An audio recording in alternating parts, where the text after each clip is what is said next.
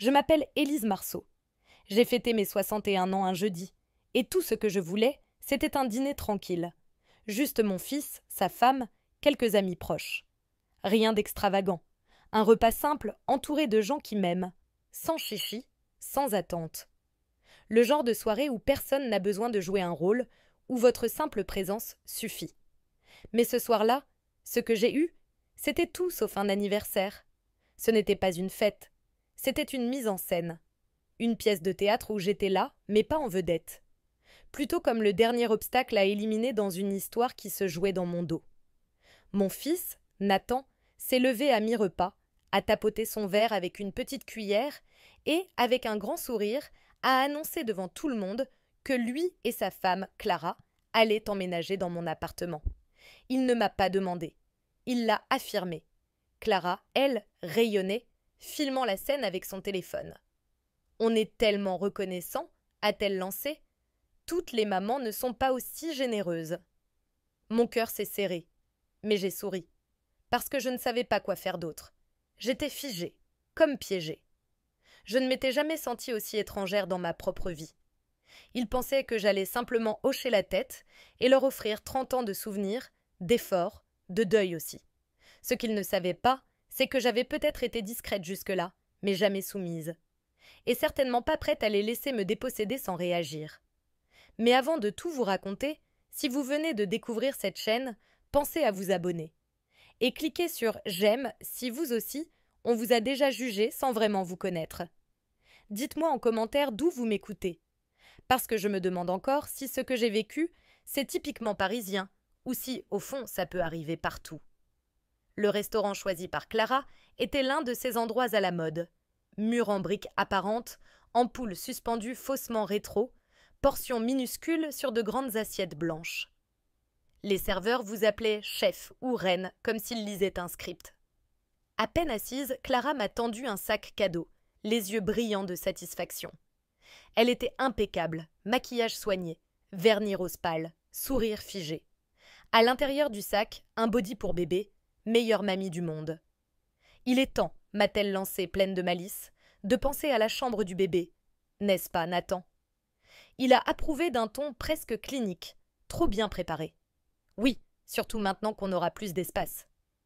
Plus d'espace? J'ai cligné des yeux. Clara s'est penchée vers moi, a lâché ça comme si c'était évident. Franchement, Élise, toutes les mères n'auraient pas été aussi généreuses. Autour de nous, les sourires s'étaient figés. Les regards attendaient signe que je valide, que je joue mon rôle dans leur mise en scène. Mais je n'avais rien accepté, rien dit, pas même un geste d'assentiment. Et pourtant, pour eux, c'était déjà acté. Nathan s'est alors levé, a de nouveau attiré l'attention de la salle. Ce soir, ce n'est pas seulement pour fêter l'anniversaire incroyable de ma mère, a-t-il dit d'une voix forte. C'est aussi pour annoncer que Clara et moi emménageons chez elle.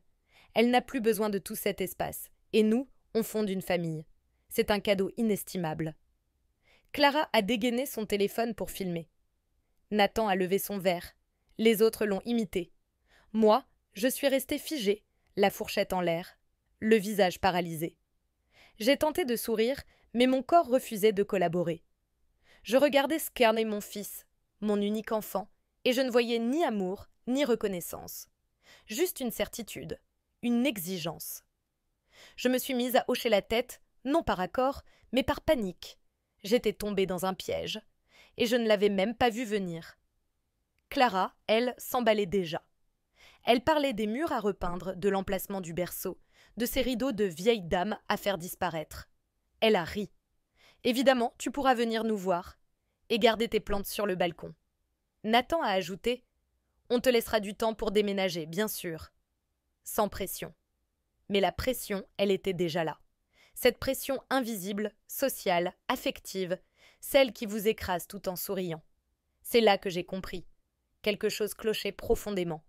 Pas juste la situation. Eux. Ils n'avaient pas demandé. Ils avaient décidé. Et ils attendaient que je disparaisse sans faire de bruit. Mais j'étais loin d'être prête à disparaître. Je suis partie avant même que le dessert soit servi. Ma poitrine était serrée, ma tête bourdonnait comme si elle était remplie de coton. Nathan m'a regardée avec ce petit froncement de sourcils, comme si j'étais en train d'exagérer. Clara, elle, a proposé d'appeler une voiture, tout en babillant que je devrais bientôt commencer à faire des cartons. J'ai refusé. J'ai marché les 3 pâtés de maison jusqu'à chez moi, en talons, les mêmes que je n'avais pas portés depuis des années. Chaque pas me brûlait les pieds, mais la douleur me ramenait à la réalité. C'était la seule chose qui me permettait de rester lucide. Une fois chez moi, j'ai senti immédiatement que quelque chose n'allait pas. Les meubles étaient à leur place, les murs n'avaient pas bougé. Mais l'air était plus lourd. Comme si l'appartement m'avait déjà été volé. J'ai verrouillé la porte. Puis, je l'ai revérifiée. 3 fois. Je n'ai pas pu dormir cette nuit-là. Je suis restée assise à la table de la cuisine, les yeux fixés sur l'étagère où reposaient encore les photos de mon mari, décédé il y a plusieurs années. Ce soir, elles ne ressemblaient plus à des souvenirs, mais à des avertissements. Finalement, j'ai ouvert un tiroir que je n'avais pas touché depuis son enterrement. À l'intérieur, des dossiers, des papiers d'assurance, son testament. Et c'est là que je l'ai trouvé. Une procuration. Signée 2 ans plus tôt, quand j'avais été hospitalisée pour une pneumonie. Je m'en souvenais à peine. Nathan était venu avec les documents. Il avait dit que c'était juste au cas où. J'étais faible, épuisée. J'avais signé pour qu'il me laisse tranquille. Et maintenant, ce document lui donnait potentiellement un pouvoir légal sur moi. J'ai envoyé un message à mon avocate, Maître Lambert, à minuit passé. Est-ce que cette procuration est encore valide ? Sa réponse est arrivée à l'aube. Oui, si elle n'a pas été révoquée. On doit se voir aujourd'hui. Et là, tout a pris sens. Nathan n'espérait pas que je dise oui. Il savait que je ne pourrais pas dire non. Clara ne filmait pas pour la forme. Nathan ne récitait pas un discours improvisé. Tout était préparé, calculé. J'ai ouvert mon téléphone. Et j'ai trouvé la dernière publication de Clara. Une vidéo panoramique de mon salon, accompagnée d'une musique douce, en légende. Le début de notre nouvelle vie. Merci à mamie pour ce cadeau inestimable. Mon canapé, mes rideaux, mes livres. Les commentaires défilaient. Elle a tellement de chance. Ta belle-mère. Quelle générosité. J'ai continué à faire défiler, jusqu'à ne plus pouvoir respirer. Puis j'ai ouvert mes mails. Un message de Nathan m'attendait, avec en pièces jointes un document intitulé « Plan de transition, occupation et aménagement ». Une liste de meubles à débarrasser, des dates pour quitter les lieux, un lien vers un tableau d'inspiration pour la chambre de bébé intitulé « Déco épurée pour nouveau-né ». Mon lit transformé en berceau. Ma chambre en projet Pinterest. Je n'avais rien validé, mais ça ne comptait pas. Parce que ils avaient déjà tout décidé. Et c'est là que j'ai compris. Ils pensaient avoir gagné. Mais moi, je n'avais même pas encore commencé à me battre. Le lendemain matin, à 9 heures précises, j'étais dans le cabinet de Maître Lambert. Pantalon repassé, chemisier boutonné jusqu'au cou. J'avais emporté tous les dossiers retrouvés la veille, acte de propriété, testament, documents d'assurance, et cette fameuse procuration. Maître Lambert a feuilleté le tout, l'air grave. « Vous ne l'avez jamais révoqué », m'a-t-elle dit. « Si quelqu'un affirme que vous êtes mentalement affaibli, même légèrement, votre fils peut légalement agir à votre place. » J'ai rétorqué que j'étais parfaitement saine. Elle a acquiescé. Mais il suffit d'un médecin pour affirmer le contraire. Sur papier. Ça s'est déjà vu, surtout quand un bien immobilier est en jeu. Mon sang s'est glacé. Mon propre fils préparait un coup juridique avant même que je ne dise non. « On va révoquer ça immédiatement », a tranché Maître Lambert. Et à partir de maintenant, ne signez plus rien. Ne répondez à rien d'émotionnel. Tout passe par moi. En rentrant, j'ai inséré ma clé dans le portail de l'immeuble. Elle tournait mal. Mon cœur s'est emballé. Est-ce qu'ils avaient déjà changé la serrure? Est-ce que je devenais parano? Finalement, la porte s'est ouverte. C'était juste le froid. Mais cette peur, cette sensation d'urgence, elle m'a réveillée. Je ne pouvais plus me permettre d'être passive. Cette nuit-là, j'ai dressé une liste. Tout ce que j'avais payé pour Nathan depuis qu'il était adulte. Ses études après qu'il ait perdu sa bourse. La moitié du traiteur pour son mariage. Un prêt pour des traitements de fertilité qui n'avaient jamais eu lieu. Ils avaient dit « bébé », j'avais dit « bien sûr ». Maintenant, ils disaient « chambre du bébé » et pensèrent que je répondrais de la même façon. J'ai commencé à tout sécuriser. Documents, bijoux, photos de famille. J'ai acheté une boîte métallique avec une serrure. Je l'ai glissée sous mon lit. J'ai arrêté le vin. J'ai arrêté les somnifères. Je devais garder l'esprit clair. J'ai commencé à tout noter. Appels, messages, même ma liste de courses, datée, écrite à la main. Preuve de lucidité. Et puis un matin, Clara a débarqué chez moi, sans prévenir. Elle avait un café à la main, soigneusement emballé dans un petit sac cadeau. « Ton préféré » a-t-elle dit en me tendant le gobelet. Noisette glacée, sans sucre. À l'intérieur du sac, des vitamines prénatales. Elle a posé sa main sur son ventre, un sourire aux lèvres. « Je suis enceinte », a-t-elle murmuré avec une solennité feinte. À peine quelques semaines, on n'allait rien dire, mais ton geste, ton appartement. C'était un signe. Mais moi, je savais déjà qu'elle mentait. Aucune femme enceinte ne boit de l'eau gazeuse sans vérifier l'étiquette. Et aucune future mère ne se lance dans des plans de décoration de chambre d'enfant avec des plans d'appartement à l'appui. Sitôt. Quand elle est allée aux toilettes, j'ai discrètement regardé dans son sac. Un dossier manille, bien rangé. À l'intérieur, des copies du plan de mon logement, une estimation immobilière tirée d'un site en ligne, des croquis sur l'agencement des meubles. Il ne voulait pas s'y installer. Il comptait le revendre, peut-être même à quelqu'un d'autre. Alors j'ai pris discrètement des photos. J'ai tout remis en place, sans un mot. Quand elle est revenue, je l'ai invitée à dîner. Pas de surgelé, vin trop vieux. Je l'ai laissé se sentir à l'aise. Je l'ai laissé parler, s'installer, pendant que moi je prenais mentalement des notes. Ce soir-là, j'ai créé un nouveau dossier dans mon téléphone. Je l'ai intitulé « Preuve », parce que ce n'était plus une famille. C'était une fraude. Et ils venaient de faire leur plus grosse erreur, sous-estimer la femme qui les avait élevés. Le lendemain, avant même que le soleil ne se lève, j'ai passé un appel. « Iris ?» ai-je dit dans le combiné. « J'ai besoin de disparaître. Et il me faut quelqu'un d'intelligent pour m'aider. » Iris avait été agente immobilière dans une autre vie, avant de se retirer dans les fleurs et les potagers. Elle n'a pas demandé pourquoi j'appelais si tôt. Elle s'est contentée de dire « Je t'écoute ». Je lui ai tout raconté. Le faux ventre, les annonces orchestrées, les papiers déjà prêts. La fausse échographie que Clara m'a envoyée par la poste plus tard s'est avérée être une image générique prise sur une application de grossesse. Imprimée, encadrée, soigneusement emballée. Une mise en scène, comme tout le reste. Ils ne veulent pas vivre ici, Iris. Ils veulent vendre. Elle n'a pas hésité. On va le mettre en vente discrètement. Pas de photos sur Internet, pas de panneaux, pas de visite ouverte. Juste du bouche à oreille entre acheteurs sérieux. Et elle avait raison. Ça a été rapide. Tandis que Nathan et Clara continuaient de poster des mises à jour sur leur prétendu emménagement, je finalisais la vente avec un couple de retraités, anciens enseignants, qui voulaient se rapprocher de leur fille en ville. J'ai laissé Nathan croire que j'étais encore douce, encore docile. J'ai même liké les photos de Clara, montrant la future chambre du bébé. Je répondais par des messages courts, polis. Je jouais le jeu. En parallèle, je faisais mes cartons, les vraies affaires, les outils de mon mari, notre porcelaine de mariage, les albums photos. J'ai engagé Frédéric, un ami de l'église. Il avait un camion et surtout, aucune envie de poser des questions. Un seul trajet a suffi.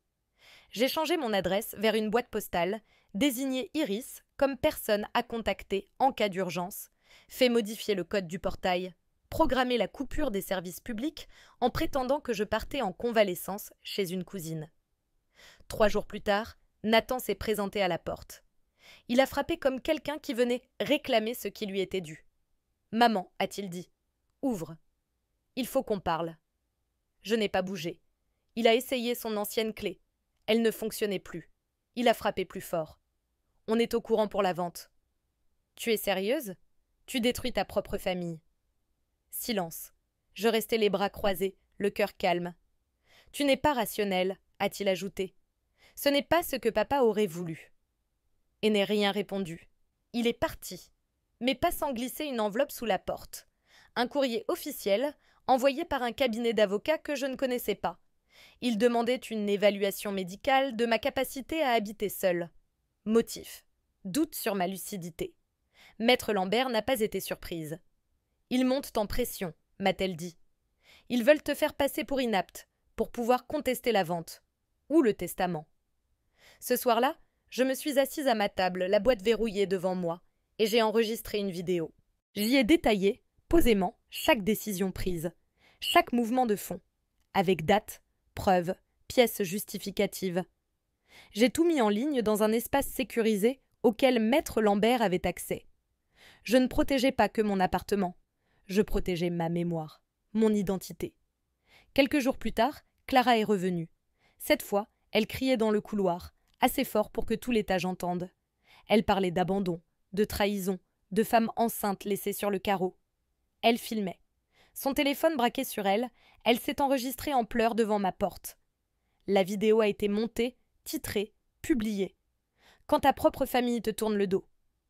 Les commentaires ont afflué. Des inconnus m'accusaient de cruauté, d'égoïsme, de manquer de cœur. Je les ai tous capturés. Capture d'écran après capture d'écran. Une par une. Puis, le coup de grâce est arrivé par texto. Un message de Nathan. Si tu veux éviter un procès, signe le document joint. Et on oublie tout ça. En pièce jointe, un formulaire de transfert de propriété. Mon nom en haut, vide. Le leur, déjà imprimé en lettres grasses. Je n'ai même pas ouvert le fichier. J'ai transmis le tout à Maître Lambert. Puis j'ai répondu simplement « Vous recevrez vos papiers d'assignation sous peu. Ne me contactez plus. » Ensuite, j'ai éteint mon téléphone. 2 jours plus tard, l'appartement était officiellement vendu. Paiement comptant. Aucun retard. Aucun accroc. Comme Iris l'avait prédit. Je suis partie à l'aube. Une seule valise. Je la tirais lentement sur le trottoir craquelé de cette vie que je ne devais plus à personne. Je ne me suis pas retournée. Je n'en avais pas besoin. Parce que pour la première fois depuis longtemps, je marchais vers quelque chose qui m'appartenait vraiment. Quelque chose qu'il ne pourrait ni trouver, ni imiter, ni revendre. Cette fois, je ne déménageais pas. Je renaissais. La maison se trouvait au bord d'un petit lac, dissimulé derrière une rangée de pins. 2 chambres, un porche étroit, une terrasse fatiguée par les années, qu'il faudrait peut-être réparer un jour. Rien de luxueux. Mais tout y était à moi. Iris m'attendait sur le gravier avec un thermos de café chaud. Elle n'a rien dit pendant que je descendais de la voiture et restait debout là, juste à respirer, les yeux fermés. Elle n'avait pas besoin de parler. Le silence parlait pour elle. Pendant plusieurs semaines, je n'ai pas rallumé mon téléphone, pas une fois. Quand je l'ai enfin fait, des dizaines de messages m'attendaient. Des appels manqués, des gens que je n'avais pas entendus depuis des années. Nathan avait partagé la vidéo de Clara à toute la famille élargie. On la voyait en larmes sur le pas de ma porte et on m'entendait prononcer un seul mot. Pars. Certains y ont cru. D'autres sont restés silencieux, mais un message a retenu mon attention, celui de ma nièce, Camille. Elle n'avait jamais vraiment aimé Clara. Elle avait toujours gardé une distance polie avec Nathan. Son texte était court. Tata Élise, je ne crois pas un mot de leur histoire. Tu vas bien ? J'ai répondu oui, en sécurité. Et c'est terminé. Elle a renvoyé un cœur. Rien de plus. Ce silence-là valait plus que tous les cris. La vente a été conclue, le titre de propriété transféré, l'argent placé dans une fondation que j'ai créée au nom de mon mari. Un fonds destiné à aider d'autres femmes comme moi. Des femmes d'un certain âge, dépossédées, étouffées, maltraitées financièrement par ceux qu'elles ont le plus aidés. Mon compte en banque, la maison, même le cadre en argent sur ma table de chevet. Tout servait désormais un but plus grand que moi. Nathan et Clara étaient légalement bloqués. Ils ne pouvaient ni contester, ni récupérer quoi que ce soit. Il n'y avait pas de faille, pas de clause. Ils n'ont pas réessayé. Je pense qu'ils ont enfin compris. Je ne reviendrai pas. Ni à l'appartement, ni dans leur version déformée de la famille. Même pas en souvenir. J'ai construit une nouvelle vie ici. Les matins à planter du thym et de la menthe sur le rebord de la cuisine. Les après-midi passés au centre communautaire à aider des femmes dans des situations que je reconnaissais un peu trop bien. Les soirées à apprendre les bases des échecs avec ma voisine, Claire, une ancienne institutrice à la voix douce mais au regard acéré, qui jurait que derrière ma politesse se cachait un instinct de prédatrice. Personne ne me demandait d'argent. Personne ne m'appelait seulement quand il avait besoin de quelque chose. Je riais davantage. Je cuisinais à nouveau pour le plaisir.